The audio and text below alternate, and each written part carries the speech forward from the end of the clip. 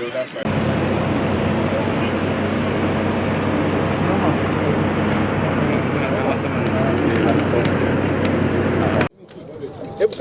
Okay, Your Excellency, you've taken a tour of some of the projects, outstanding projects, as it were, in Abuja.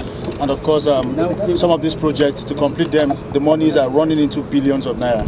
Are you worried about the funding? A lot of them are, a lot of fund is required to complete them. And some of them you said you have to confer with the president. So tell us, what do you make of this project, and do you think funding will be a challenge going forward? Well, thank you very much. It's a part of what we are doing to identify projects that we think we should give priority, that will have positive impact on the lives of the residents of Abuja people.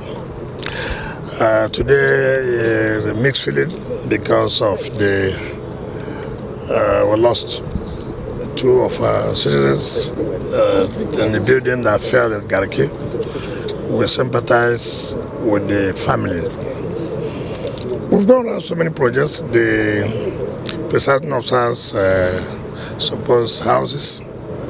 We've gone to the vice president's supposed residential quarters. We've been to the federal secretariat, the renovation being carried out by Julius Berger. We've been to B6 and B12 road being carried out by Julius Berger.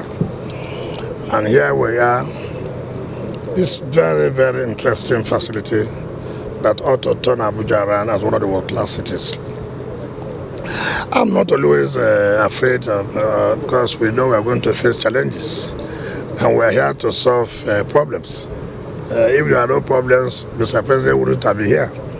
He promised Nigerians that he knows there are challenges, and he was going to do everything he could to surmount those challenges. Before we were sworn in, Mr. President had told me, my honorable minister, that we should do everything we can to, bring back some of those structures or facilities that will make Abuja to be a world-class city. And one of those is in terms of the road network and facilities like this that will bring tourists, that will make families to come around and have fun with their families. Yes, the funding is a difficult area, but then we were here to surmount those funding difficulties. After my Honorable Minister of State and the Permanent Secretary, we have to go back and restructure the way most of these projects are funded. I have said that I don't like giving excuses. I will do the best we can. The ones we know we cannot, we'll run back to Mr. President.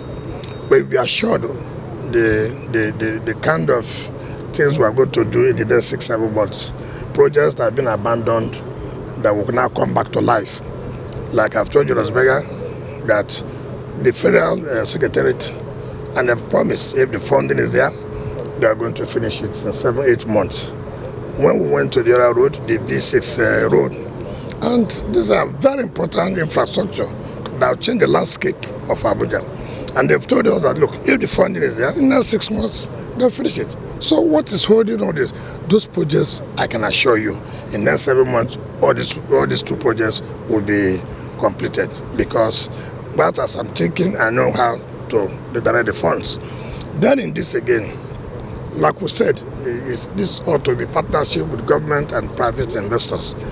The fund, the body is too much, but we'll sit down with the contractor, let them tell us in reality how many years can it take you to complete this project. Now, if they tell us that, okay, if we see funding, because one of the things I would like to do is about attaching funds to specific projects, saying that, okay, we're getting this money from somewhere. Can we attach this money to this particular project so that we know that this particular project is gone and is settled? And instead of every year I hear 500 million to a project of over something billion, it means in the next 20 years you cannot complete the project. So of what benefit? Wasting public funds. So funding is a challenge, yes, but we are here to solve such challenges. And I will go back and tell Mr. President, particularly the presiding officers' residents and the vice president residents, But these other ones will know how to handle it. All right, thank you so much. Thank you very much.